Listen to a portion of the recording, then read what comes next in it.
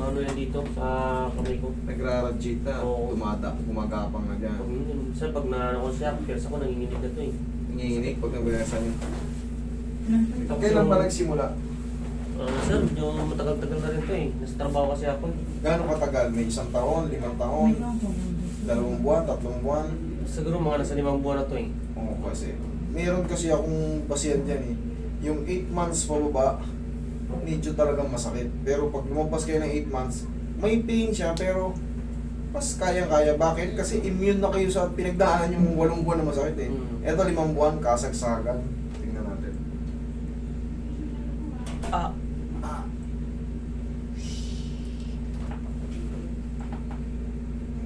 Yan, kailangan kahit magaan lang, umaabot agad to sa tenga. Oo, pumipigil. Sige. Alam kong, hindi, na ano rito, bumabara. Ang tawag dyan, frozen shoulder, pero hindi pa siya totally yung pinakamatindi. Frozen shoulder na rin siya, pero kasi merong mas matindi, yung tinatawag na adhesive capsulitis. Hindi umaabot sa'yo, umaabot pa rito eh. Pipilitin natin, abot pa ng kalahati eh. Pero, yung iba, yan yung pinakamasakit. Meron ka pang PTC, 5 buwan. May 3 buwan ka pang talagang sobrang sasakit talaga. Pag hindi mo pinaayos. Pero nandito ka na, awatin na natin. Tanggalin na natin yan.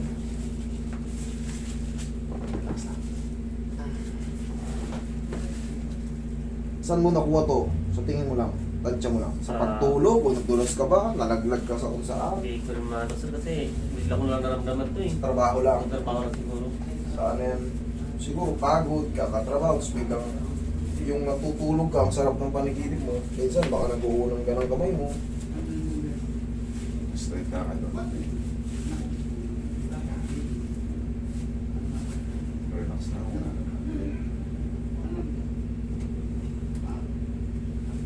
One more.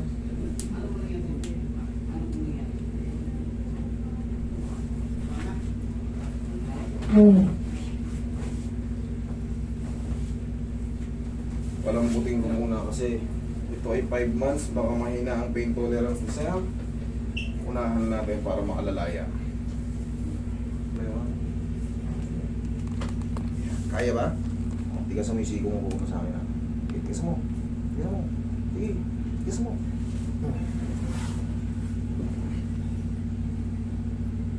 Relax na. Aha! Ah! Thank you. Yan. Yan yung bunga ng 5 months. Pero 20 to 30 seconds lang naman yan. Ah! Sige. Tayo lang tayo ng konti. 20 seconds. Tapos, mamaya, yung kaninang ganito, lalapit na yan. Normally, may matitirang pain, pero sa mga ilang araw, yung ituturo ko sa yung exercise, diretso mo lang. Okay ka lang? Bossing, okay ka lang? Okay, sir. Oo, tapat. Kalat.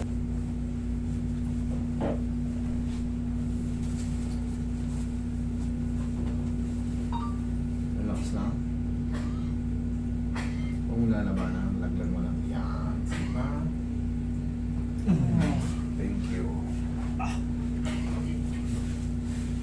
Okay, relax lang. Laglag mo lang. Ito, wala.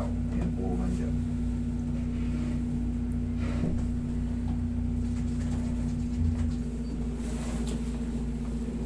Relax lang. Inhale.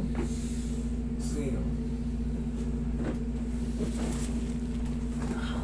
Yan lang wala. Meron tayong tinatawag na healing process na. Pero pagka naramdaman mo, master, parang halo sumakit ah. Hindi tayo papayag. Kailangan, yan. May pain pa pero mas antay na lang tayo nun kasi healing process na yun. Tama na yung position yan. Pag mali ang position yan, ngayon pa lang, parang feeling mo, lalong sumakit. Okay? Okay lang sa wala nang balandar na eh. Wala na. Okay. Tapos bossing, ang kasunod lang nito, palagi, tandaan nyo sa mga nagtitreat ng mga frozen shoulder, Ito ang kasunod niyan. Kahit sa bahay nyo lang, ganyan lang. Kaya naman. Kaya naman, sir. Pag ganito, kaya naman. Hmm. Pag ganito. Yan, para lang kayo naglalaro, ganyan, no? Kaya ganyan lang sa pag naglalakad. Okay? Shhh, kanina ayaw maangat ng maayos. Oo. Abot na. Okay? Ngayon, bossing, normal lang yan para may tightness pa. Yun na yung tulong ng stretching. Kasi kailangan gradually. Hindi natin pwedeng, wag mo munang ibaras ng todo kasi weak pa yan. So, kailangan lambing-lambing nyo lang ng mga ganyan-ganyan lang. Okay? Yes, sir. Thank you.